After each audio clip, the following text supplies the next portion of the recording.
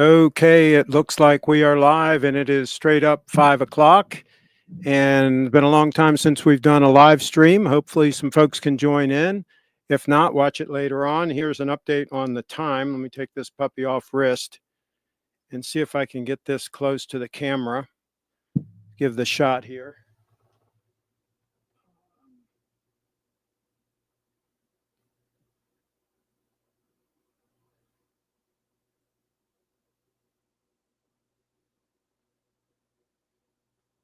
All right, so that's a time check.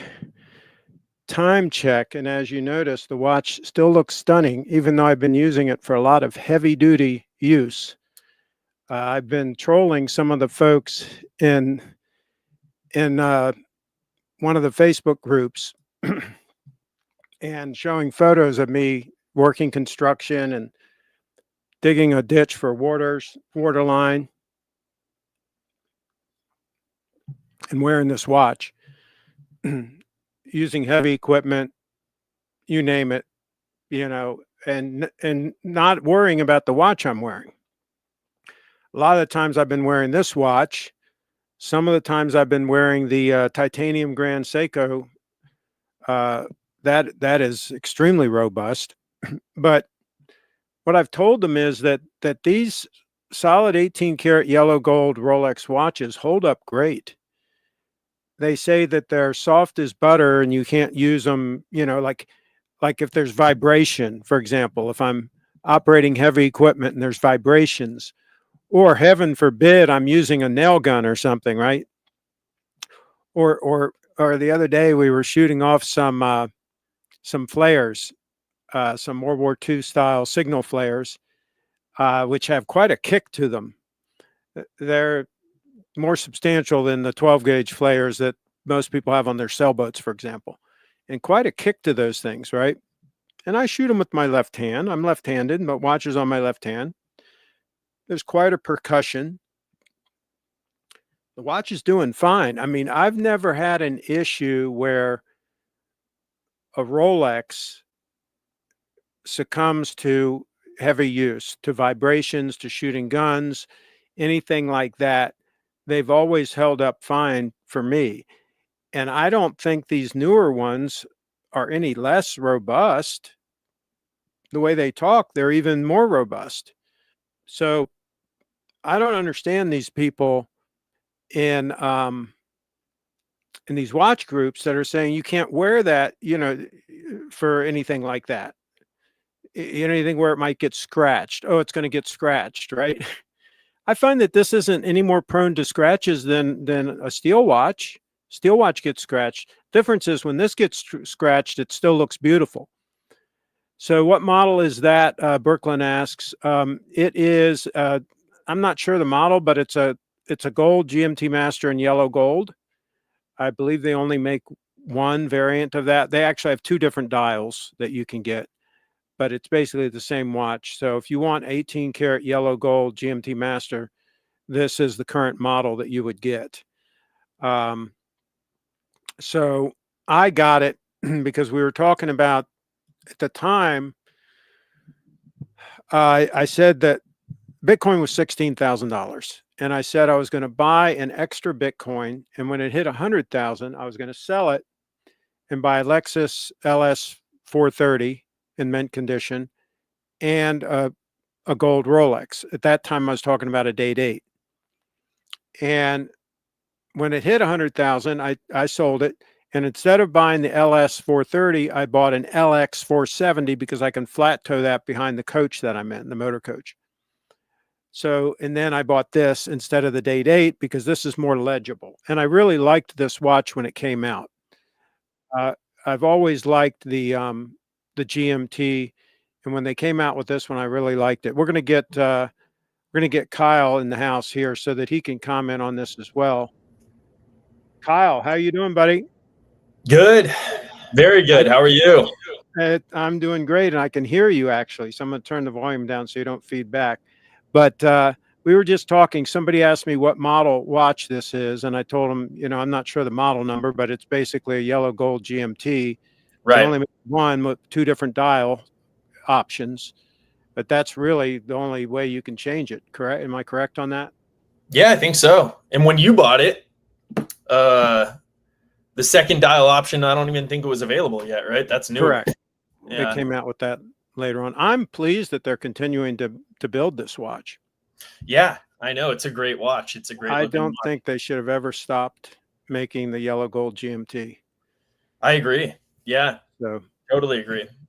what's on your wrist? Same watch. Oh, wow.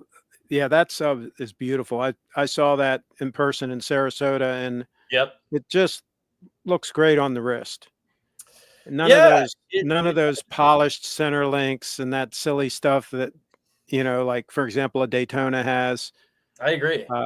Uh, the sub is just the way to go if you want a steel sport watch. Absolutely the way to go. All right, so Steel is the key there, though. Right. So yeah, I've been trolling these guys on Facebook. I've been posting photos of me working with, I'm wearing this watch. Let me see if I can find one here that I can show, like a recent one that I've shown, so that I can get your comment. Of course, now here's one that I showed. All right, so let me see if I can share this. Present, share screen, and this. Oh, allow, come on. I want this one, share. And so there we go. And I guess I can make this full screen. See if I can do that. Yeah, there we go. Okay, so that's a shot that I took. We were running electric and water lines, and we dug that trench, and I was doing some final hand digging, and I said, should I be careful? Am I going to scratch my watch? I was trolling them. Oh my God, I can't. Actually, a lot of people on this particular photo, a lot of people did come in and say, hey, the watches are meant to be worn. And so there were a couple that, got triggered, that couldn't really handle it. But most of the people on this particular photo said, yeah, they're absolutely designed to be worn. So, so there you go. Wait, I lost you. Let's see. I'm going to go to solo layout, and then I'm going to add. Oh, that made you solo layout. Okay, so we're going to go side by side. Here we go. Actually, I like this one better because we see the full thing. So yeah, so I've been trolling these guys, and on a lot of the photos, they're like, what the hell are you thinking? So what do you think? I mean, are these Rolex watches designed to handle pretty much any kind of daily work that you might be doing? Like, your car mechanic, your house painter, your whatever. I mean, would you take the watch off and leave it in a box and not wear it for years? I don't know. I mean, I don't know why you're buying it then if you're that concerned. But really, Well, like, they think it's an investment. I guess so. Yeah. Mine doesn't cost what yours did, but it's, it's still expensive. But like, I haven't taken it off. I can't think of one time I took it off to protect the watch. Like, if I was to take it off, there might have been a time where I'm trying to think, was I reaching into something, doing some work or something, and I thought, oh, well, maybe it would get caught on there. And it would Yeah, sure. That's normal. You take it off, put it in your pocket, something like that. Yeah, that's normal. Rare though, like really rare. Exactly. Really, really, really rare. I don't know. I'm not a mechanic, but I do some, work on my car. I redid the bumper on one of my cars recently, and that involved paint and sanding and all that sort of stuff. I don't think I ever took it off or anything like that. I mean, yeah, I think they just are. I think they don't think of them as just a watch. I think they think of them as something really special that they have to protect for who knows when. I mean, it's like the people that have their furniture covered with plastic, right? Their whole life, and then they die, and then it ends up in the Goodwill anyway, right? Right. And so, but they think these just have to be protected I don't get it. I don't understand, because to Yeah. me, of course, when you're older like me, you realize that life is short, very short, and you can't go back and rerun it, right? Oh man, I wish I'd worn the watch I really liked, right? All Yeah. those years. Yeah. You can't do that. So Right. so I don't know. Okay, so the other thing we want to talk about is we got this cruise coming up. Oh yeah. So I don't know what we should do. Do you first of all, do you think that you might be able to make it on the cruise? I think I would say 50-50 chance. I Okay. don't know exactly what I'll be doing at that time, so I'm not going to book it just yet, but Yeah. I think there's a pretty good chance I could make it on that. Yeah. If you decide that you want to go, Yeah. then I think we should invite, you know, anybody we know, any members of the old wrench gang, Oh yeah. and see if anybody wants to go, Dur, or anybody, and Yes. we have a little get together. This That'd whole be cool. thing, my sister is actually booking a whole bunch of rooms because she's invited a bunch of my nieces and nephews, and there's Nice. probably going to be 10 or 15 people from the family that are going to be on this cruise. Nice. But when you're on a cruise, you can do whatever you want. So if I've got some wrench gang members, we'll hang out and do what we do. um, Absolutely. but that's what triggered me going, and I've never been on a large cruise ship, right? I've Oh been yeah, on you really like it. sailboats, I've been on motor yachts, I've been on other things, but never a large cruise ship. Hmm. So it'll be a new experience for me. Have you gone on one of these really big, Yeah. like, with like Yep. 5,000 people or some sort of nonsense on them? I don't know about 5,000, but several thousand. Yeah, yeah, yeah. I've been on a lot of the big ones, all the major lines, most And of the and major cruise lines. I've been on them. Yeah. what Hmm. what do you think about it? Oh, I love it. Absolutely love it. So, I mean, last time I was in Europe, which was last year, I could have flown home, Hmm. for like $1,000 or something. And instead I took a 17-night cruise that was like maybe, I think it was about $1,350 or something. And it's like Hmm. 17 nights. I went to like 5 countries. So I think if you're looking at it like, although I fly quite a bit, I hate flying. Just I hate absolutely, flying. absolutely Yeah. hate it. Every single time it Yeah. sucks. And so if I have another way of getting somewhere, I've done it. So done a transatlantic. I've also done a trans-Pacific cruise. So like I would always look at a cruise as an Hmm. alternative to flying somewhere, actually, not even Sure. just to do the cruise for just like the cruise as a vacation necessarily, which is what I've done by and large almost every time I've done a cruise. It's just about the cruise itself. But I think there's another way that one could look at it, and it could be more of like a for transportation purposes instead of Correct. an airliner if you can get a similar rate. And so, I think it's a no-brainer. The only thing is, do you have the time to make that work? Do you have those Sure. 17 days? Like a lot of people maybe don't have those 17 days, but if I do, or why not? It's like, why would you not do that? I don't know. Unless maybe you get seasick, you don't like being on the boats, but if you're fine with all of that, I mean, we're talking like food's included, entertainment's included, and you're going to multiple countries. Some of these countries too, by the way, that you can hit on cruises. Hmm.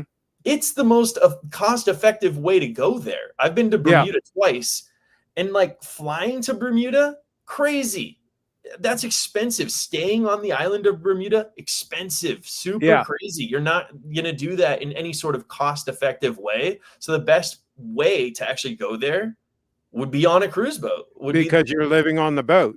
right. You're living on the Yeah. boat, and then you don't have to think about. I mean, airfare from major hubs is always pretty competitively priced, but when you're going to these smaller regional airports, never cheap, never cheap. So like, Now, have you yeah, gone on a Caribbean cruise to, like, with the Dominican Republic and these other places that we're going on this the cruise? the itinerary that you have, I don't think I've ever been to any of those spots. But Wow. I've been to several Caribbean cruises. I've been to Okay. um like Aruba. I've been to Aruba. I've been to Puerto Rico a few times. Trying to So think. these places in particular would be new to you then. They would be new to me. Yeah. Yeah. I haven't been to those places yet. Yeah. I don't remember. Was St. Thomas on your itinerary? I don't know. I forget. Yeah, I know you're going Well, to like Grand Cayman. You were going to Stirrup Cay, which is the private island that they own. So I haven't been okay. to either of those. And then you're going to Dominican Republic, right? Yeah. Yeah. Yeah, no, I haven't been to any of those places. So it'd And be, yeah, Dominican Republic is supposedly pretty nice. And it's yeah. interesting that you know the story of Dominican Republic, right? The Oof. other half of the I need island a is refresher. Haiti. The Oh, other right, right, right. Yeah, yeah, yeah. so it's like it's a clear example of two different governments, Yeah, right? And one is a total shit totally show, different. and the other one is beautiful, right? And it's like split down the Totally. middle. It's the same island, Right. right? So the whole thing could be nice, like the Dominican Republic, Yeah, if Haiti could get their act together, yeah. right? I think it's the only third world nation in North America is Haiti. It's the only place that's considered third world in It's North America. really bad. Yeah, it's Yeah. really bad news and going downhill. It's bad and getting worse. Right. Right. So yeah, so you don't want to go, you don't want to transition while you're there from the Dominican Republic into Haiti. You don't want to take that Right. excursion. Right. Um, Right. all right, so for those that want to get caught up, let me see if I can scan around with my camera and show the coach, a little bit of the coach here. Let me make this, tell you what I'll do. I'll make mine full screen for a second here. Okay, so that's looking towards forward from where I am now. I'm doing this with my Insta360 camera. Okay, and so everything's a mess, but it is what it is. And then there's the kitchen, which is to my left from where I'm sitting now. And then Nice. this takes it back to me. So so anyway, I've been traveling. I did sell the business. Let me bring you back up here. Let's see if I put you solo, and then I put two of us there. I sold the business, sold Frederick.com. Wow. And I wanted to get out of Maryland. I was through with Maryland. They keep Okay. raising taxes on everything. Real estate taxes were just going through the roof. Wow. So I sold my place in Maryland. I don't have any real estate in Maryland anymore. Wow. Sold the business, and I had already purchased this coach. And so I traveled down to my niece's place down here in North Carolina I got here around the first part of July. And now I'm about an hour and a half away from them, higher up in the mountains. I'm at 4,000 feet elevation. Mm. So it's about 15 degrees cooler. See, here on the East Coast, in July and August, it's very hot. Yeah. Oh, yeah. So when you get to 4,000 feet, a 90-degree day is like 75 degrees. Right. Okay, so it makes it nice. Sure. So I'm going to be staying in this same area at 4,000 feet for both July and August next year. I've already decided that, Oh, to great. get away from the heat. But I'm going to visit them in October. I'll probably visit them in May next year before I head up here, May, June, something like that. And I'm going to do some traveling in between. But we got a project going on at their place that I've been working on, helping them with. And they have, let me just see if I can show a few photos here. Pull this up again. Well, that's incredible. So you're mobile Photos. now, and Maryland we're no Well, longer. the thing is, here's my thought process on this. You know how they say in real estate, it's location, location, location. Yeah. So this way, if I travel with the coach, I can be where I want to be. Yeah. At whatever time of the year it's best to be there. Right. And if I could afford to have like 5 homes in 5 different locations that were totally maintained all the time and so on and so forth, I could just drive from home to home, Sure. right? The next best thing is to have a coach. Then I can take that where I want to be, right? Yeah. And I'll tell you what, this puppy hits the highway like nobody's business. I mean, it gets down the highway. It's like you're not even you can go 1,000 miles and feel like you just drove around the block.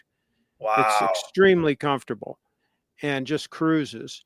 And it's like you're floating, right? The whole thing's air suspension, the seat's air suspension, and it's very solid and very quiet. No squeaks, rattles, any of that kind of stuff. Not like a typical RV. Okay. It's a Right. whole different ball game. So it is very comfortable to travel in it. And then once you get where you're going, you kind of need to have everything you need. There's really nothing, because I'm outside most of the time. I'm an outside person, right? And so I need a place to eat, make my meals, because I like to make my own food. I need a place to shower. I need a place to take a dump. I need a place to sleep. Need a place to watch some movies at night, whatever. This has all that covered for me. Right. So now with Starlink, the Starlink has been performing great. I've been able to stream 4K video wherever I've gone, no problem. And so that really makes it possible to be connected and, and still travel. So anyway, And it's I'm pretty affordable. The Starlink is not too bad in terms of 100. price. I pay for the residential one, which is $120 a month. Wow. They have one that is $165 a month. That is the mobile one that you can use while you're driving, but I don't use it while I'm driving. And all I have to do when I get to a new location is go into the app and change my service address to Wow. that new address. And then within minutes, it starts working at that new address. Wow. Okay. And the reason I went with that as opposed to doing the mobile one, which I wouldn't have to go through that hassle. It's not Sure. that much of a hassle, but they prioritize the residential service over the mobile. So if the system gets crowded, they will throttle you if you're on the mobile one, right? Got it. Okay. But I'm on the residential one, so I always get priority. And so far, knock on wood, it has been bulletproof reliable. And even Wow. in hard rain, the thing works good. The only thing that'll hurt you is if you have a lot of trees overhead. If you just have a Okay. few, it'll be okay. But I just make sure that wherever I'm parking, that I don't have a bunch of trees overhead, and then I'm fine. I did have the AT&T 5G home internet thing Yeah. as a backup, but I canceled that because I found that I just wasn't using it. I just don't need it. The Starlink has been That good. bulletproof. Yeah. Wow. That's huge. Yeah. Look, I mean, I think you're making the right call here, because this was a continuing conversation where we always came to the conclusion there is no one greatest place to be year round. It doesn't exist really. It yeah. was, maybe it was California, but that was decades ago, probably, when things were actually, And you do have your fire season and stuff like that, that it's probably a good idea not true. to be around, right? True. So My home was threatened by the fire last year, and I wanted to leave and go on a vacation, and I had to sit and wait, actually, and I got evacuated. This was right when I got back from North Carolina. I was in North Carolina all summer last year in the Outer Banks, and then I got back. The day I got back, I got evacuated. I flew home, got off the plane. Leslie picked me up. We drove to our house, and we got evacuated like 6 hours later. Yeah. Crazy. I'm like, why did I come back? I should have just stayed in North Carolina. Why am I back here? Yeah. So let me show you a few photos and get you to comment on them. So there's your photo. I uploaded that to keep that nice. one. What we're doing down here, let me get this photo here up. This was a chicken house. This was on my niece's property. It's 500 feet long and about 60 feet wide. And what we're doing is we're building an Airbnb, like a 2-bedroom apartment, 2-bedroom, 2 baths. Inside, there's the fresh eggs, by the way, that we get every day. They got a Wow. bunch of chickens laying eggs. So and now here we're working on the drainage to get the drain. But they had some heavy rains, and you can see those high parts that we have to smooth out, and we want to get it so the water all drains down and doesn't go into the chicken house. So we're working on the drainage there. Okay. And over to the right, you can't see it on this photo. Over to the right, there's full hookups for an RV that will be there. And then there's another spot on the left of the chicken house where my RV was that has hookups. So they're basically going to have 2 RV hookup spots. So let me keep going here. There's the apartment again. And here's my I guess my nephew-in-law, my niece's husband, grinding some old steel that he took down from the chicken house that has to be taken out as scrap. There's a thing I made up. This is a meme, a Bitcoin meme that I edited. And it says, "Daddy, how did Uncle Craig set our family up for generational wealth?"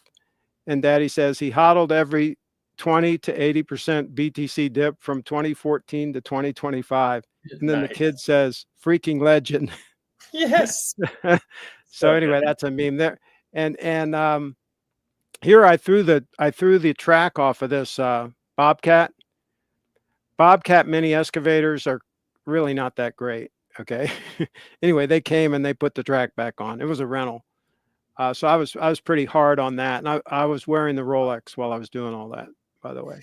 Nice. So so there he is digging the last part of a trench that we did all the way up to where the hogs are. He raises his own hogs. See, that trench goes all the way up to run a water line up there so that he can have an automatic water,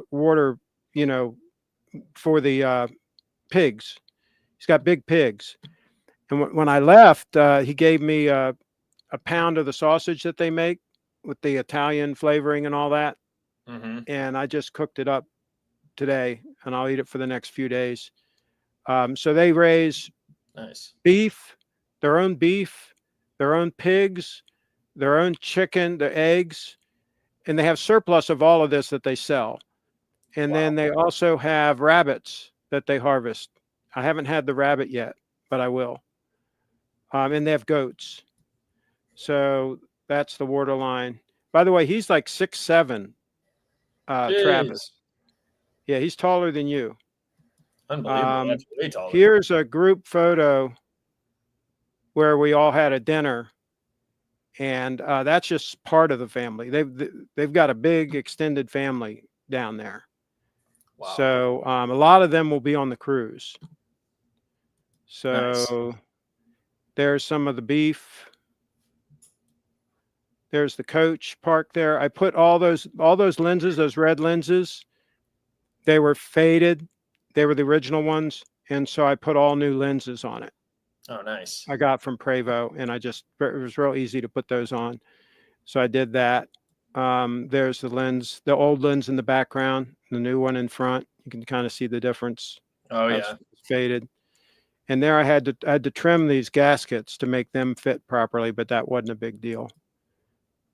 So replaced all those. Good call. There's me working the ditch that I showed you earlier. Here I have a couple of burnt contacts on a transfer switch that I've got to deal with in the coach. One of my legs of power is a little bit low on AC power, so we've got to deal with that. And I got a buddy of mine that's going to deal with that. So he took those photos so we could get the right parts from Prevo. See that one there's kind of corroded. Mm-hmm. So anyway, and the same guy, I had him service the 3 cruise air units. There's 2 of them in the front and 1 in the first bay on the passenger side. He serviced them all, cleaned them all, blew them out, made sure everything was good, made sure all the charges were correct, and they all checked out pretty good. So there I am using the heavy equipment. That's another photo that I posted to the Facebook group to troll them. So the watch still looks great, by the way. It does. In photos, looks great. It looks great in person, and I've been beating the hell out of it. Okay, I've been now, using what about your other watches? Are you wearing any of the other timepieces in rotation? So what I do is, but this is the honey, by the way, that they raise their own honey, And Yeah, I saw that video. I saw that yeah, video. Yep. yeah, and it's really interesting what they do. So anyway, okay, so what I'm doing, that's their farm. So what I'm doing is, Nice. let me remove this now. There we go. Um, I'm back to trying to keep 2 watches running, which Yep. I did before with a Rolex and a GMT years ago. A day date in GMT. Yeah, yeah, day date and a GMT, and it's doable. But you got to, you got to be active. Your wrist has to be moving around. So what I'm trying to do now is keep this running and keep the titanium Grand Seiko running. And Okay. so far, I've been able to do that. And this is easier to do because the Grand Seiko has the power gauge on it. Oh, So I right. don't have to guess, right? If Do you I've not worn have a it, and power gauge though on the back side of the 002, or is there not one at all? yeah, there is, but there's no way I could keep 3 running. Oh, I There's know. no way. I'm just thinking Yeah, there's a gauge 002. on the back of the 002. Yeah. But the 002 is really not an issue because it's manual wind anyway. Oh, So what right. you would Yeah. do is you would just wind it Yeah. every day anyhow if you were wearing Right. it on a daily Right. basis, which I'm not right now. I'm I only forgot about wearing it like if Yeah. I'm going out to dinner and we're like kind of dressed up a little bit, I'll wear it, but then I'll Right. just set it and wind it. And it's great because it doesn't have a screw down crown. So it Mhm. doesn't have a date. So you don't have to worry about it. You just set it to the time. Yeah. You wind it, you hack the second hand, get it, second in sync in the correct time, and you're done. It takes a very short amount of time Right. to get it running accurately, right? So like if you're going out to dinner, it's not a hassle to get it up and going. Right. Whereas one of these, you got, I'm just, I always like to have the date correct and all that kind of Sure. stuff, right? I mean, It's so on there. you got to deal with all that stuff, and you got to unscrew the crown, all that. Sure. So that's why I'm just keeping this running and keeping the 231. 231 running.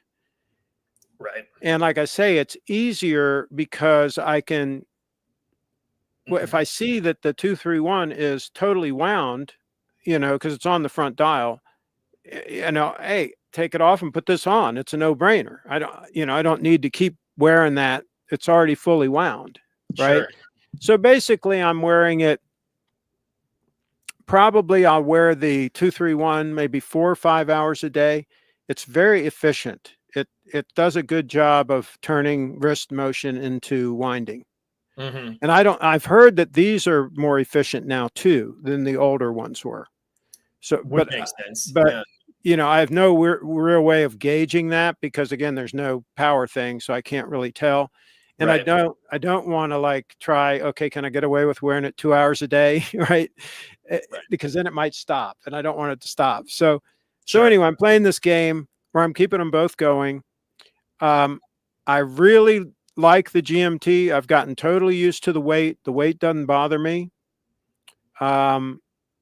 There's no other downside to it. It's just as legible, even though it's a little smaller than the 231. I find it every bit as legible. So they're both great, heavy use sport watches is what I would Right. call them.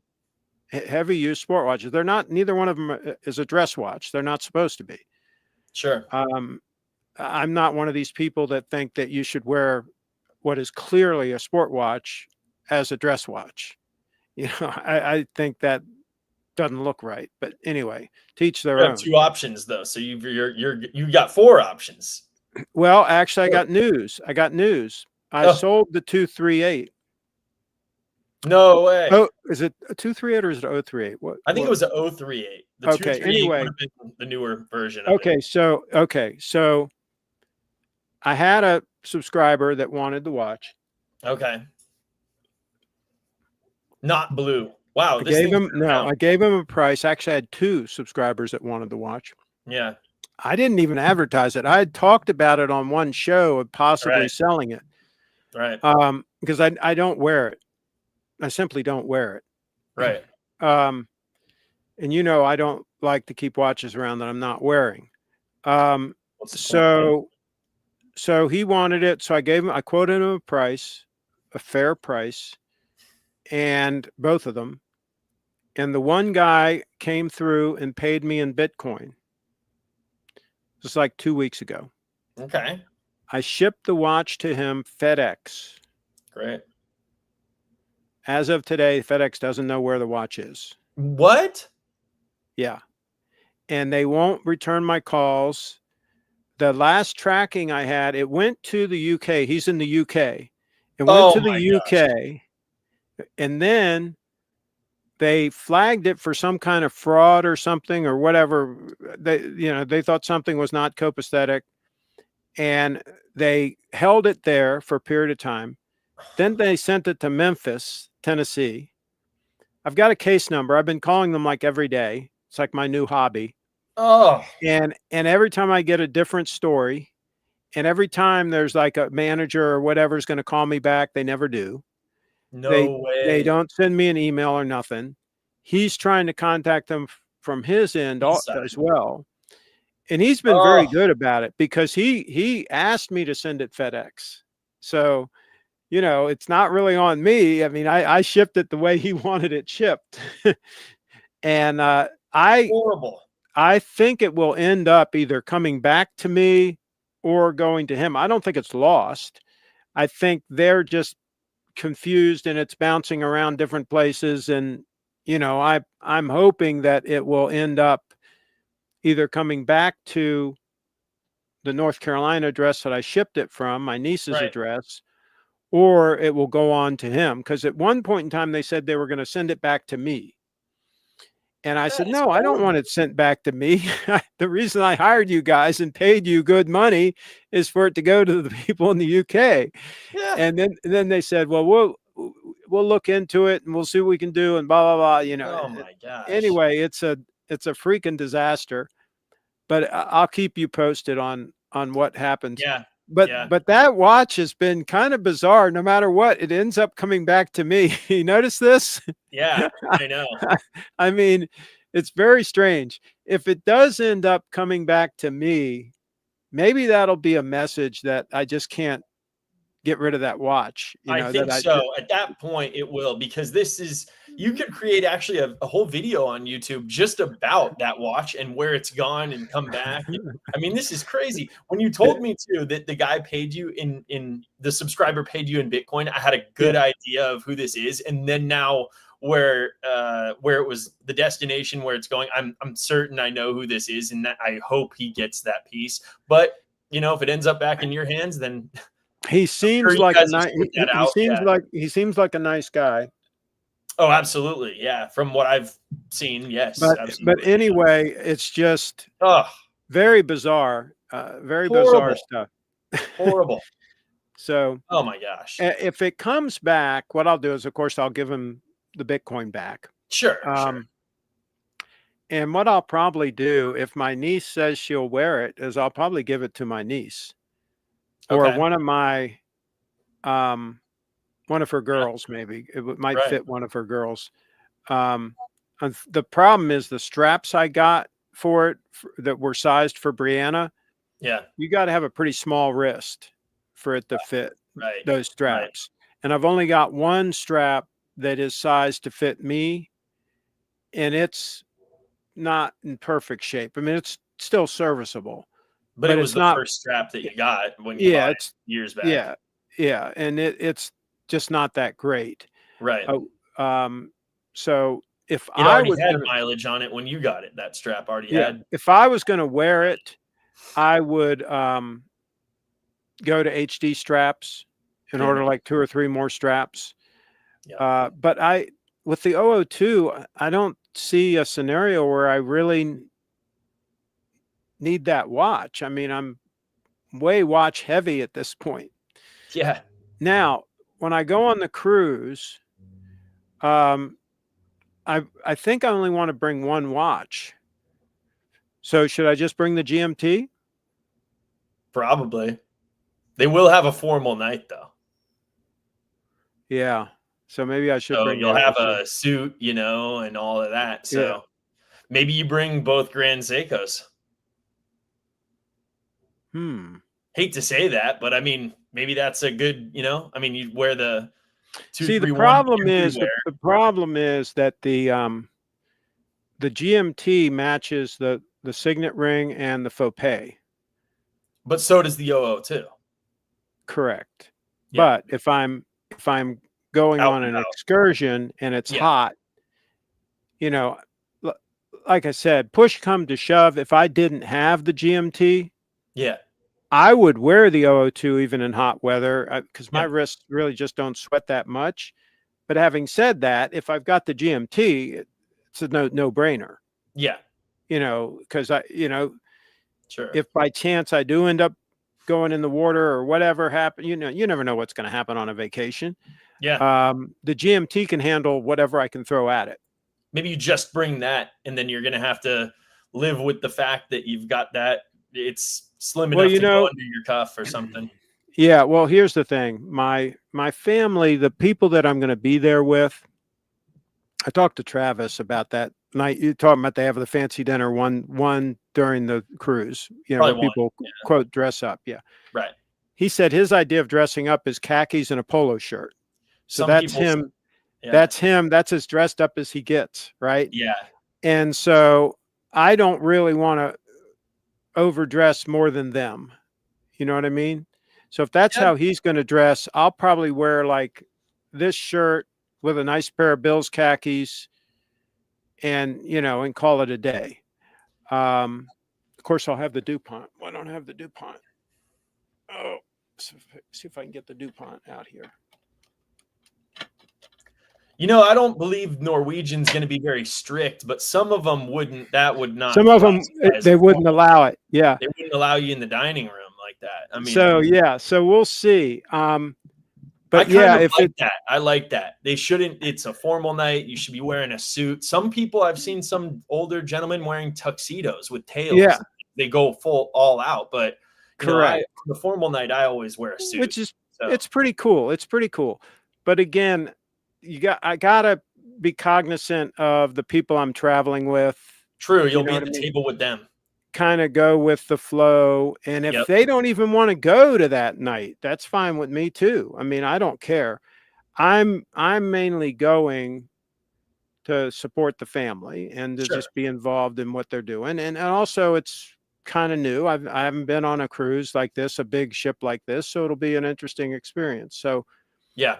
So anyway, we'll play that whole thing by ear. But yeah, right now I think I'm leaning towards probably just wearing the GMT. Yeah, I do take the opportunity to, when we go, Leslie and I will get some professional photos done there because they have them. They're fairly affordable. So we usually get one per cruise as a memento. So yeah. And I've already said I'm gonna bring my Sony camera with the 85 mil lens, and let one of my nieces take some photos with that, and let them play around with that, because that the camera and lens together, that's about $8,000 worth of camera. It takes the best portraits I've ever seen. So we'll use that and take some shots ourselves as well. I don't use it anymore, so I might as well bring it, get some use out of it. Yeah. You're not using it then. Now, all the pictures I've taken down at the chicken house and all of that, I've taken them all with the iPhone, because it's not the iPhone does good enough for stuff like that. Yeah. It doesn't take an amazing portrait. Right. Even if you put it in the portrait mode where it does a faux, like blurred background and all that stuff, it's not the same as a real portrait lens, an 85 mil f1.4 dedicated portrait lens. It's not the same animal. So yeah, we'll bring that and I'll use that some, but it should be fun. All right. Well, we're going to wrap this puppy up, and I'm guessing most people that watch it will watch it after the fact. I haven't been doing that many live streams, so I've kind of let the channel kind of slide a little bit. Well, we can get back to it. We should what we should do is you should do some live streams on my channel. I I can. could, Sure. I could set you up to be able to log into this. I'm using StreamYard software to do this. Okay. And all I would have to do is set it up so that you could log in Okay. to But the thing StreamYard. is, those people want to see you, though. People want to I don't know know about what's that. going on with Craig. Like they need to know. See, if it's me, I'm seeing all the videos coming out, but I don't know exactly what's going on. Yeah. Now I do. Yeah, you kind of do. Yeah. So, Yeah. But and yeah, there's I'm into that. We could do that. I mean, Grand Seiko just came out recently with their first, I mean, maybe not first, but really it might be the first like sub 39 millimeter. I think it's a 37 millimeter automatic spring drive. First one. So 37 millimeters automatic spring drive. It's got the on the fly adjustment. how thick is it? How thick is it? I don't know offhand. I'm not sure, but it seems like they really were listening to people, maybe people like myself who've been And I think asking for this. they've also put some kind of an extension thing on Yeah. one of the links. Yeah, they have some sort of on the fly. And in fact, Xavier, who's the rep that I've known for years over at the Beverly Hills location at Grand Seiko here in LA, texted me when it came in and asked if I wanted to come and take a look at it, but I haven't had a chance to get down there yet. So one of these days I'm going to go and have a look at it at his store. They've redone the Beverly Hills. So does he have the 37 mil one you were talking about? Yeah, he has it. Yep, he has it. Now, the problem is the price. For me, the price is a big problem because I think it's just about $11,000. And I'm like, man, at that point, it is titanium, but at that point, I'm like, you're in like Datejust territory at that point. Easily. And so I'm thinking, man, your competitive advantage was price for a long time. Now Grand Seikos are not really. Well, and also the competitive advantage was you could get one. You still can. I think you can still walk into the store and buy it, but that's what I mean. But with Rolex, there's still a lot of models that you can't go in and just buy. I mean, it's getting better, but it's not much better though. I went to the brand new. They redid Grand Seiko in Beverly Hills. They also redid Rolex in Beverly Hills, and I went recently. Brett and I actually, when he was in town a few weeks ago, we went and maybe a month ago or so now, but we went and toured both. Took a look at them because we hadn't been in the new stores.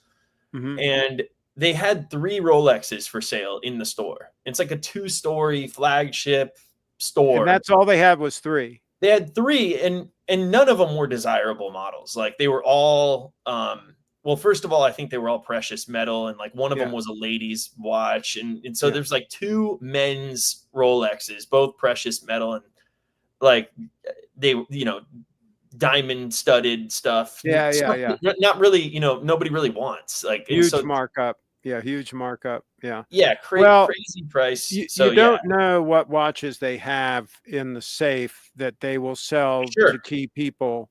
On demand. These are the watches that are available for sale to anyone walking in. You're right. In the back, they might have a room full. I'm sure they do have a room full of watches. They're just not. They're doling them out as whoever they see fit. Right. Exactly. Yeah. So, and I haven't gotten a call for a watch from them in 2 years. It's been since late 2023 that they've called me with a piece. But have you told them that there are any particular models you want? Well, that's the thing. I haven't really been after them. And my rep who I think he sold me, well, he didn't sell me every piece, but he sold me most of the pieces that I have is no longer with the company, unfortunately. And so it's that could explain a lot. but the last watch I bought was not from him. It was from the new rep, the newer salesperson that I've been dealing with over there. So I felt like, all right, well, the relationship's, it's been passed from one to the next. And so I'm still good here. I've got a long history with the store, so we should be good. But I haven't had a call for a piece in 2 years, and I missed out on the Palm dial one. That really upset me because I asked for that multiple times and I never got it. I wanted that Palm frond dial Datejust, and they never got that for me. So I'm pretty upset about that, actually, because I asked for that multiple times. That's the one I wanted, and they never got me that. So now it's a discontinued piece. Can't get it anymore. So I'll never have that. Gotcha. Oh well. Now, the gold GMT, does Yeah. Brett still wear his? Oh yeah. He loves that piece. He wears it all So the time. what's he rotating it with?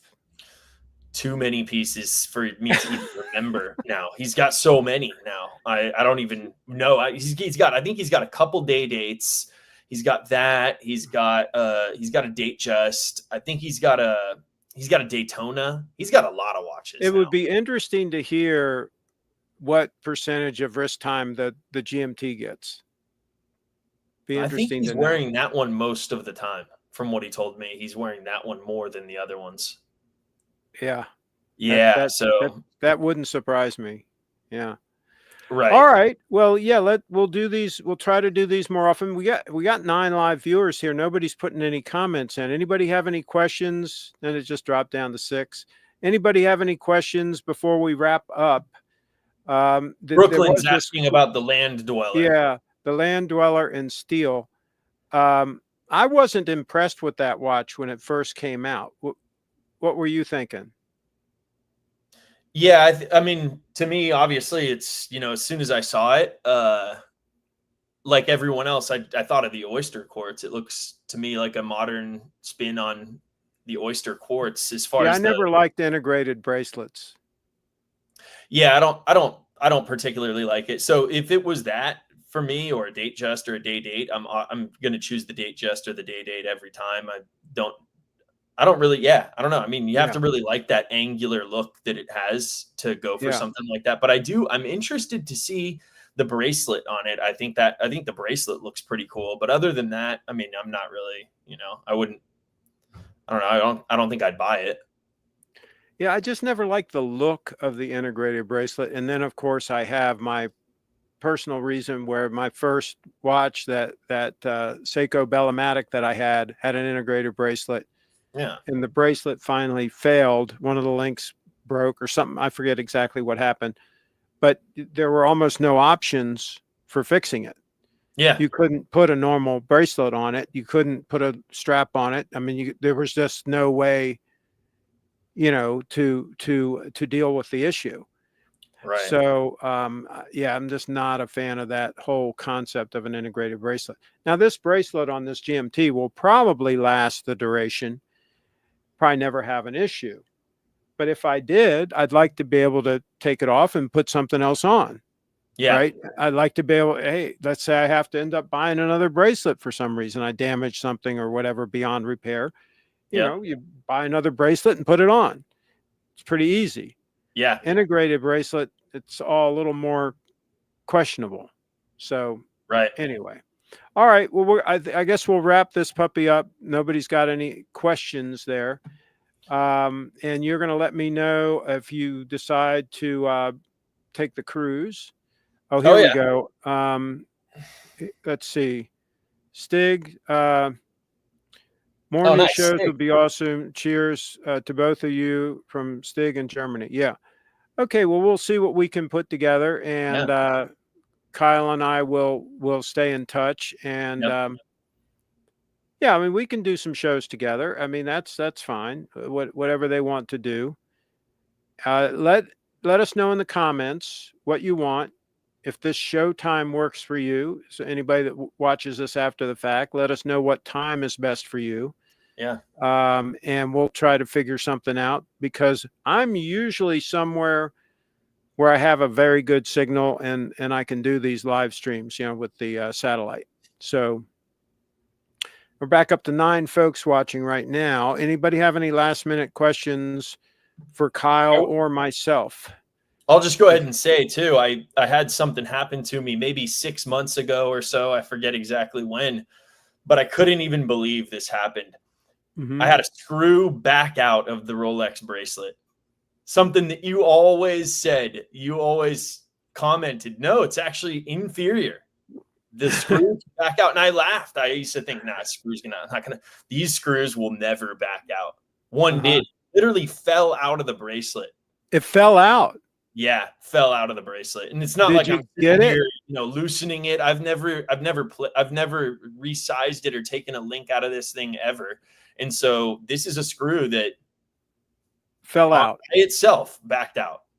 You didn't lose it, right? You found No, it. I found the screw, thankfully, and I put it back in, but I just thought immediately, oh my gosh, like how did this even happen? How is this even possible? Like these things look so solid and sturdy in there. I mean, don't you? They're pretty confidence inspiring for screws, right? In I the brace. better keep my eye on this one because these are gold. Imagine if one Yeah, falls out and you lose that.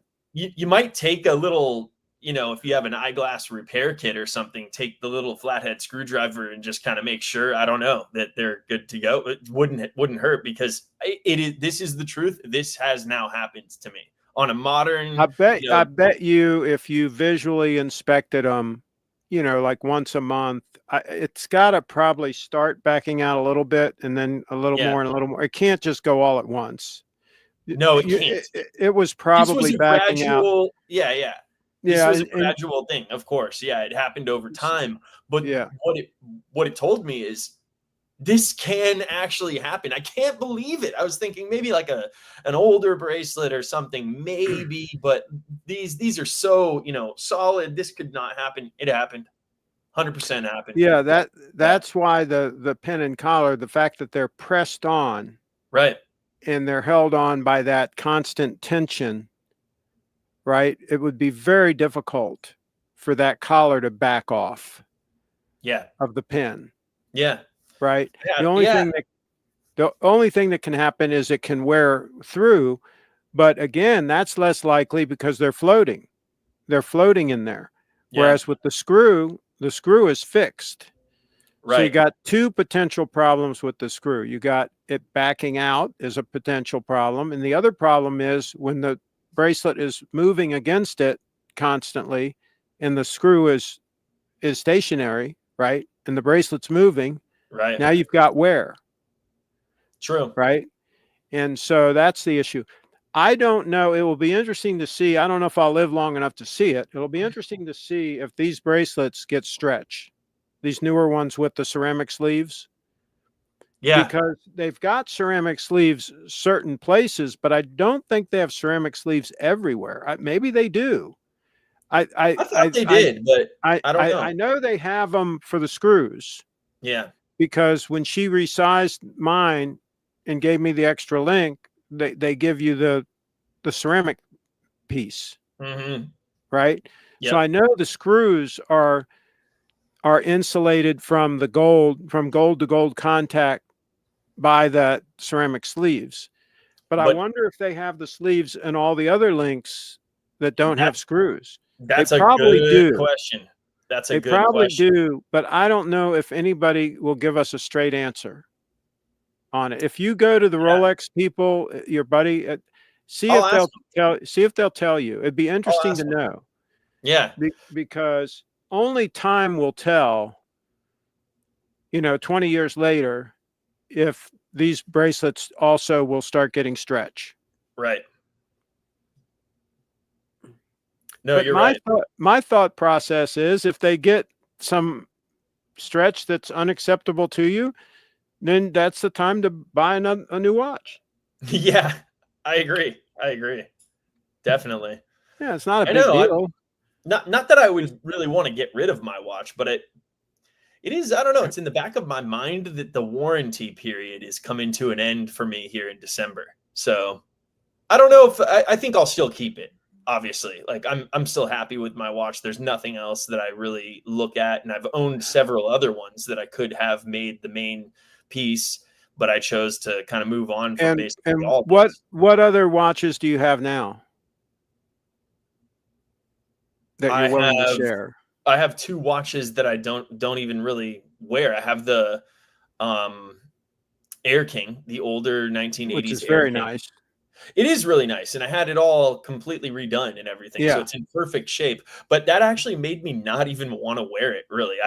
So I have it, and it's not even in rotation, really. So what I'm thinking I might do, and I've had some people suggest this in the comments section of my video that I did where I rehauled that watch, is maybe I might get the Jubilee bracelet for that, and it would make it completely different than what I have right now, bracelet and everything. Yeah. So it would be two And totally different. did they make a Jubilee that fits that case? They do. Yeah, they make it. Okay. Yeah, they make it. If the AD would sell it to you, I would definitely do that. It's the service center. You got to buy it from the service center. Yeah, if they would do that. Yeah, they would. They offered it to me for like $1,100 a couple of years ago, so it's probably more now. But you know, you get a brand new one. But you know, here's the thing. I really like that watch with the Oyster. Yeah, I do too. But I want to give myself a reason to put it on, and I feel like if it looked completely okay, so I think the reason would be sell the sub. Maybe. So what's the other watch you have? A Datejust or something? What's the other one? No, it's not even a Rolex. It's a Tag Carrera chronograph. So I've got. Okay, so I would rekindle a contact with your Rolex people. Tell them, hey, listen, my sub is going to be out of warranty soon. I really want to get another watch, and tell them the watch that you want. Yeah. I don't know I don't know if it's a Datejust. I don't know what it is that you want. Well, that's the problem. I don't know either. I think it's probably just this. Maybe it's just a new sub. Maybe. Yeah. So if that's what it is, then tell them you would like to get a new sub because this one's going to be out of warranty soon. Right. You know, can you give me a call when one's available? And then maybe they'll call you, and you can probably get the same amount for your one you're wearing, right? Yeah, probably. I don't think you'd lose any money. Probably not. And now you'd have a brand new 5-year warranty period. Yeah, you're right. I think that's a good call, Craig. You're right, because I think they would do it because I think they would respect the fact that you've kept the watch through all the warranty period. Right. That you haven't flipped it. I know, and I don't know what they're going for right now, but probably, I don't know. Mine was 8,100 before tax. So after tax, it was about 89. I think it was 8,900. I think that whatever they're selling for now, new. Yeah. With tax, I think you should try to get that amount for your sub. Yeah, I agree. So that it'll be a wash. Yep. And in that way, you'll have another 5-year warranty run. Wow. And because if that's the watch you want and you like, and then it looks great on your wrist, then why change it? They are more. I pulled it up right now. It was 8,100 when I bought it. Mm-hmm. Now they're 9,500 before tax. New. So if I could sell this for 10.5 or something, then I would do it, or 11. If I could sell this for 11, then I would do this. Yeah, I think then I wouldn't lose any money. Yeah, I think that would be what you would do. Absolutely. Yeah. The question is how would you sell it? Because you don't want to have to pay anybody a commission. You don't want to use like Chrono 24 and they take a chunk. Don't want to do that. I would only sell it like locally to somebody for cash or Bitcoin. Probably that's it. Ideally Bitcoin. I really like, if somebody wanted to buy this from me right now, I'd probably sell it to them for 10,000 in Bitcoin, or whatever that would be, a point, whatever. Yeah. 0.08 or 9, I guess, is what that would be. That would be a good move. Yeah. Yeah. I love selling stuff for Bitcoin because, it didn't happen. I know. Exactly. What Bitcoin? Yep. I'm so forgetful. I keep forgetting my passphrase. I can't believe how much Bitcoin I've lost over the years. I know. But I keep thinking I'm going to remember them. Right. I start over. I get a whole new hardware wallet. I get, nowadays it's just 12 words with most of the hardware wallets, the Trezor and all. Most of them just do 12 words, and I can't even remember the 12 words. No. Yeah, I put a bunch of Bitcoin on there. Just keep moving on. Yeah, I'm thinking, hey, this is going to be good, right? I got a new Trezor, got 12 new words.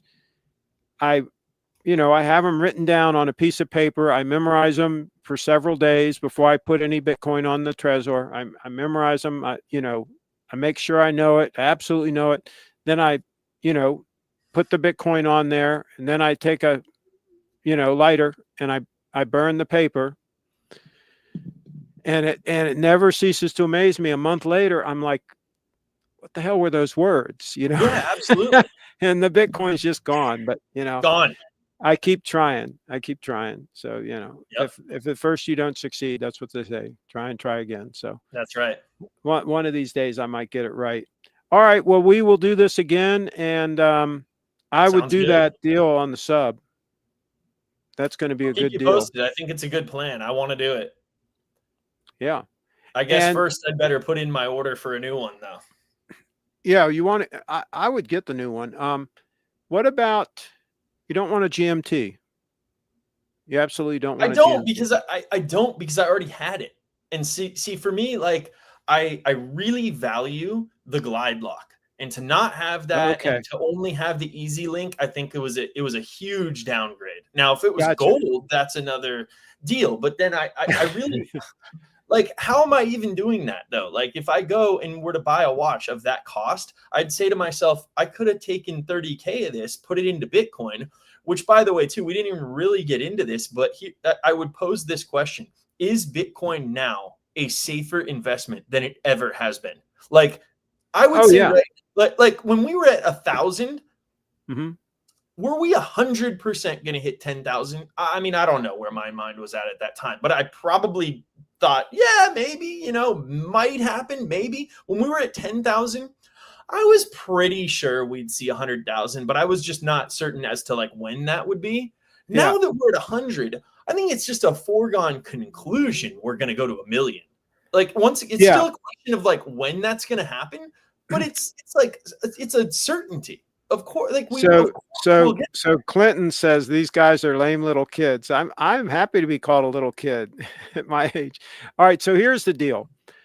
Bitcoin is rotating, and Michael Saylor did a video recently where he explained this. There's a rotation happening right now, and it was illustrated by the 80,000 Bitcoin that were sold like a week or so ago. Did you hear about that? Yeah. Somebody dumped 80,000 Bitcoin on the market. And this was not over the counter sale. They dumped it on exchanges, right? Which normally would crash the price.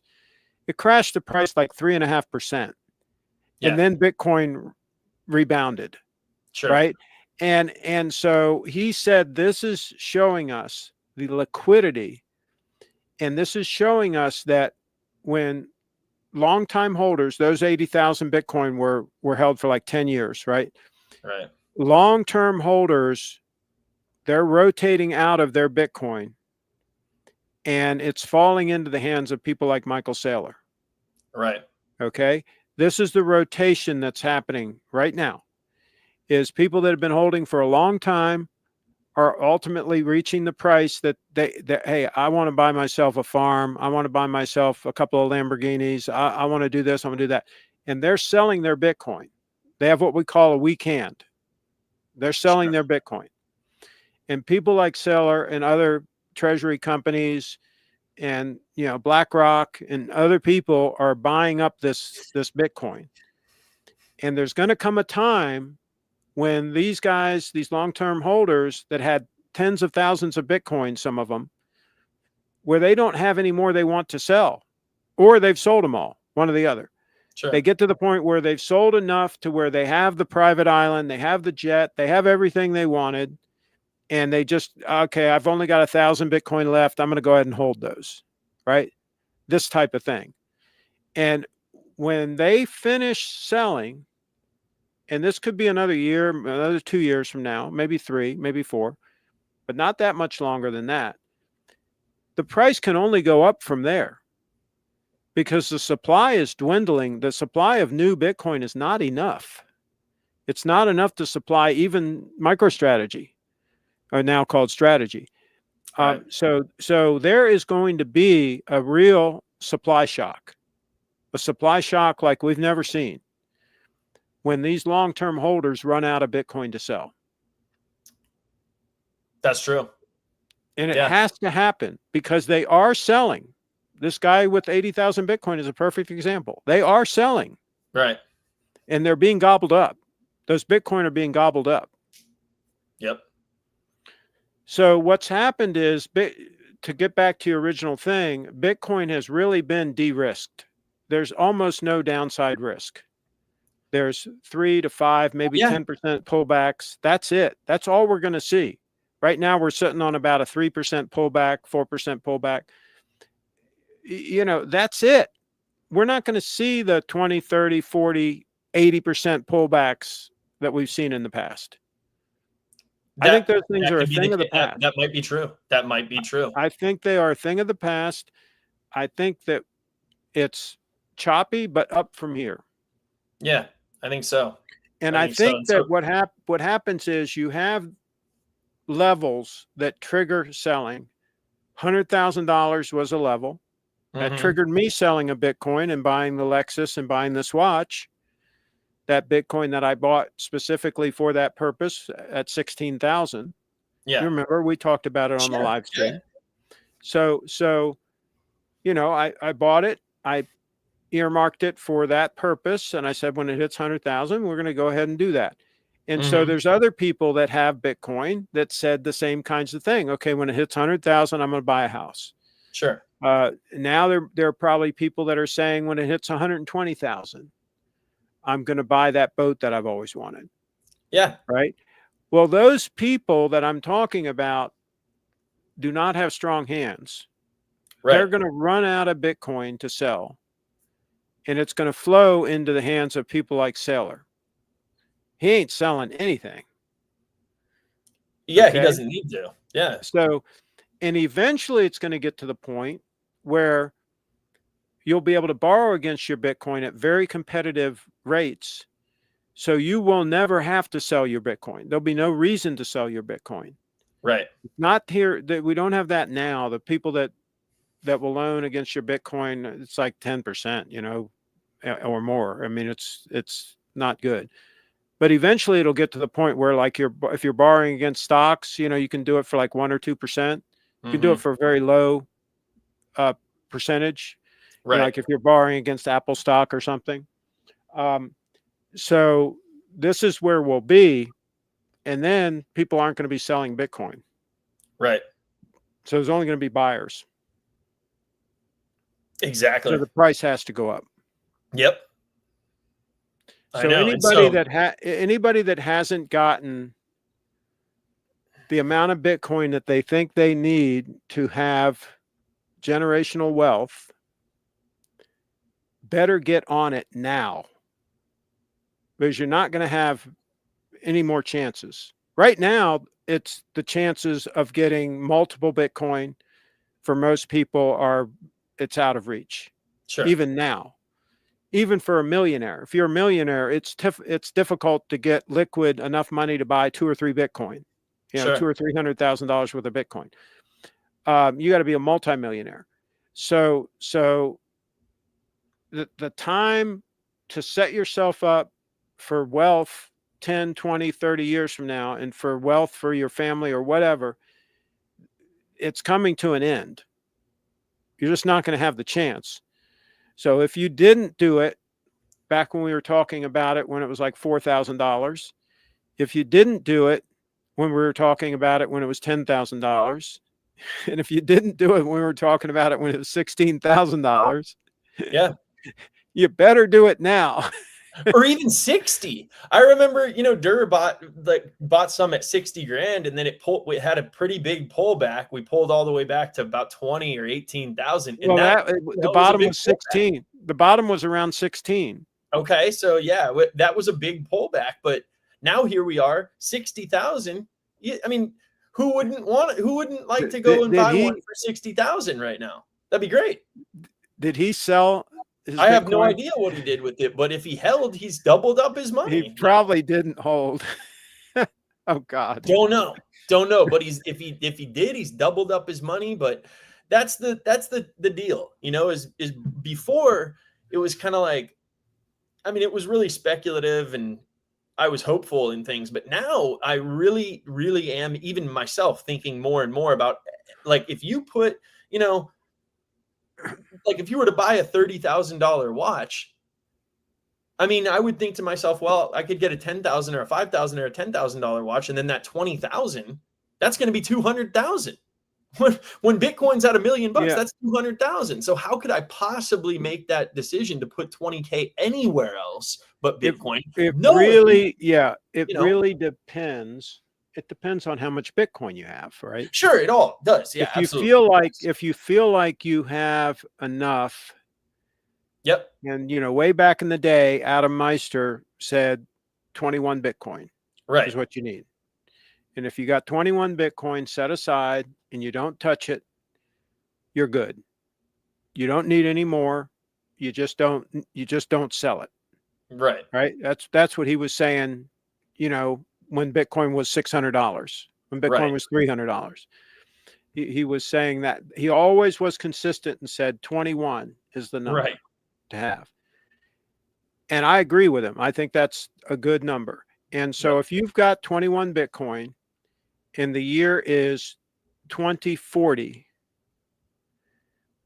I think by any definition, you're going to be wealthy. Absolutely. You're going to be able to do whatever the hell you want to do. You're going to be able to live off the interest Sure. from that Bitcoin, just like people live off a building in Manhattan, all the revenue that it generates. You're going to be able to do the same thing with 21 Bitcoin. I would agree with that. You'll have an income of like the equivalent of like $100,000 US a month, Right. that type of thing, maybe 200,000. Yeah. You'll have enough coming in cash flow that you'll be able to stay wherever you want, buy whatever house you want, buy whatever car you want. You won't be Elon Musk rich, but you'll be wealthy. Sure. You know, Absolutely. Yeah. But again, who can buy 21 Bitcoin now? I know. You're right. That's the problem. In 2040, we might not be comparing ourselves, or not that we are, but Elon Musk may not be the benchmark. Michael Saylor might. Saylor's going to be the wealthiest man. Saylor's going to be the wealthiest person on earth. It's just a matter of time. Yeah. Correct. He will be. Because here's the thing, they can't catch him now. No. Because he's continuing to buy, and as they continue to buy, the price will just keep going up. Sure. And it'll be, they won't be able to sustain enough buying because the price will get so high that they just won't be able to catch him, because he's not going to stop. If Elon Musk started buying a bunch of Bitcoin, he could. Yeah. Michael Saylor would keep buying. Yeah, but I mean, he could though. Elon Musk could. Michael Saylor, he's created a perpetual motion machine. He's defying, the laws of gravity. I mean, he is able to, as the price goes up, he's able to raise more and more money and buy more and more Bitcoin, on margin, basically. And so if Musk starts driving the price up, that just adds more fuel to the strategy fire where he can buy even more. Right. You see what I'm saying? So I think it's too late for Musk to catch him. It might be. I think the price will run away from him. You see what I'm saying? If it gets to the point, look at it this way. If it gets to the point where Musk has to pay $2 million each for a Bitcoin, he'll go through his billions of dollars pretty quick. Right? Remember, Saylor already has 600,000 Bitcoin. Yeah. You see what I'm saying? He doesn't. Strategy. Well, strategy. And he has a bunch himself too. Yeah, I think and he owns the majority of the stock in strategy. Sure. You're right. So he's got a lot of Bitcoin that he either owns personally or owns through the company.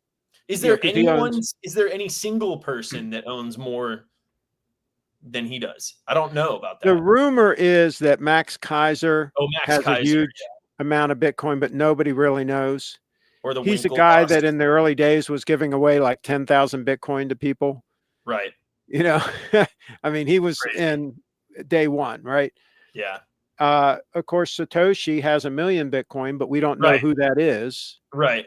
And that Bitcoin is most likely lost. Yeah, that'll never He's move. most likely either dead or he burned the keys or something. Yeah. So no, I think my strategy and sale are it. And I don't think that anybody, I don't see a scenario where anybody can catch them because the price is going to run away from them is the problem. Yep. Because what's 600,000? I'm not good at math. What's 600,000 times 1 million?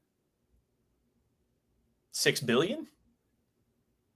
No, I think it's more than that. 60 billion, maybe. Yeah. Can you multiply it? Hold on, let me pull up my calculator. Let's get this right. It's too many zeros for me there. Yeah, it's crazy. 600,000 times 1 million, you said, right? Yeah. Okay.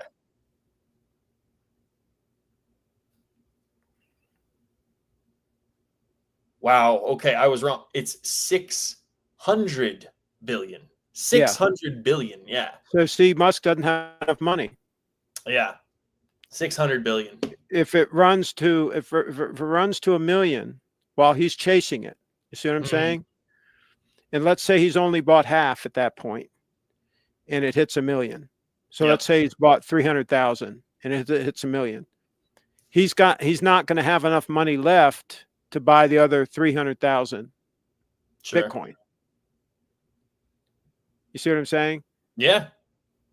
So I don't think the math works. I don't think there's any way that he can buy a Bitcoin fast enough and buy that many Bitcoin without running the price up to $1 million and running it out of reach. Because it could go to 2 or 3 million each. Sure. Yeah. With that kind of buying pressure. It could. Absolutely could, yeah. See, we've never had an asset with a fixed supply like this. I know. That anybody in the world can chase. Anybody in the world with money. Right. At this point, it's people with money chasing Bitcoin. Let's face it. It's not the average Joe on the street. Right. It's the big players are buying the Bitcoin now. You know, millionaires, billionaires, publicly traded companies. Have you seen the Bitcoin Treasuries website? No.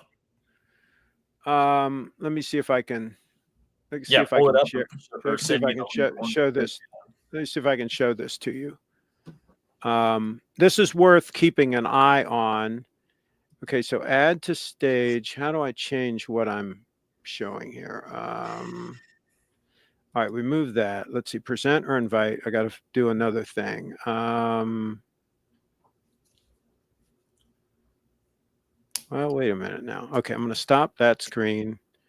I'm going to add another one. Share screen. Okay, here it is. All right, share that. Okay, so I'll make this full screen. So this is bitcointreasuries.net. And what it does is it shows all the publicly traded companies. This first list, they're all publicly traded companies that have Bitcoin. So Strategies at the top was 628,000. Then Mara Holdings is 50,000. And it goes down the list, right? Right. And what you want to do is periodically check this page and just go all the way down to the end of this list of the top 100, or it's more than 100, I guess. Let me see how many there are on here. It used to be just 100. Okay, so now he's got 160. So what you do is you look at that number, 950,000 Bitcoin that they have. Okay? And what you want to do is periodically check this page and see if that number keeps going up. Because if that number keeps going up, there's only 21 million total Bitcoin and 4 million have been lost. Right. So that means there's only 16 million or whatever. And then there's, a certain number that are already owned by people that don't want to sell, right? So there's only so many that these people can chase. Sure. True. right? And these are all people that are buying it and putting it on their balance sheet and aren't really planning on selling it, right? These people think long term. So if that number keeps going up, all right, well, here's the top 100 public companies. Okay, so yeah, that's the number that I would keep an eye on, that one with 950,000.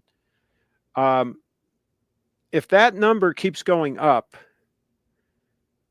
that means that the price has to keep going up. I mean, it's just the way it is. Yep. Because we've got an asset for the first time that cannot be, the amount cannot be expanded because the demand is expanding. Just because a whole bunch of people want it and they're willing to pay a lot of money for it doesn't mean that they can create more of it out of thin air, like they can with printing dollars, or like they can with gold, where they just dig deeper, right, and get more gold out of the ground. Real estate. Do you know that a third of the island of Manhattan is man-made? I think we've talked about that on this channel before. Yeah. There's a bunch of real estate in Florida and in Miami that was man-made. You know, Right. those islands off of Miami Beach, those Sure. islands that are the rich people are on. Yeah. I was in Miami last year. I was looking at them. Those were built. Yeah. You they weren't there. Tell. Yeah. Yeah, they were built by the Army Corps of Engineers or whatever, right? Right. And so when land gets super valuable, they figure out a way to make more of it. Can't do that with Bitcoin. It's the only example we have where no matter how desirable it gets and no matter how much money people are willing to pay for it, they can't expand the supply beyond what's already dictated. True. So it's hard to wrap your head around that because we've never had that scenario. Now, you could argue that a Mona Lisa is one of a kind and can't be duplicated, right? But that's a different thing. That has a limited market. There's only so many art collectors, and there's only so many people with enough money that can buy like a Monet or whatever, right? Completely different. And so that's a different thing. Yeah. Bitcoin is accessible to everybody that has a cell phone. Sure. They can all buy a little bit. Yep. You can't buy a little bit of the Mona Lisa. Correct. And also too, it's, we don't even need to get into it, but security and cost of ownership and liquidity and all that stuff. I mean, it's not even close. All those issues. Yeah. All those issues. Yeah. It's a shame that you understand this and that a lot of people, you've been sharing this information and explaining this to people. Yeah. But they don't seem to get it. They don't get it. What is that? How many people, I don't understand. How many people in your family do you believe really understand it? None. Yeah. Like none, basically. I had one. It was my, yeah. I had one. It was my dad. He's not around anymore. Right. Everybody's concerned about how to like what happens when they need to spend it. And you clearly don't don't it if that's your first concern. I mean, really. Is like, well, how am I? It's the most liquid asset. It's the most liquid asset we've ever seen. Somebody just sold 80,000 of them. Yeah. Try to sell a building in Manhattan right away, overnight. Yeah. Right. Try to sell that Monet painting, immediately. I've had some people, it's in the sky. It's not real. It's all, there's nothing tangible about it. To that, I would say, well, so you prefer dollars, of which like 99% of them are also not anything. They're not physical. So like 99% of like dollars are in the sky, same thing. And so you would rather be in that system, totally controlled. And they can make all they want. They can willy-nilly make whatever they want. Like, print more. Yeah. Come on. If you get a deposit, if a bank has money on deposit, they can lend 10 times that. They can lend what they literally don't even have. Yeah. Bitcoin Standard would take all that shenanigans away. Yeah. So And I don't know, man. well, People. yeah, I try with the rest of my family, but and some of them are slowly starting to understand a little bit, but Man. it's very difficult. Very Yep. difficult. I think most of them won't grasp it until they really need it, until there's True. a real problem. Yeah, that could be right. And then it might be too late. Yep. So, Yep. all right. Well, let's end on a more positive note.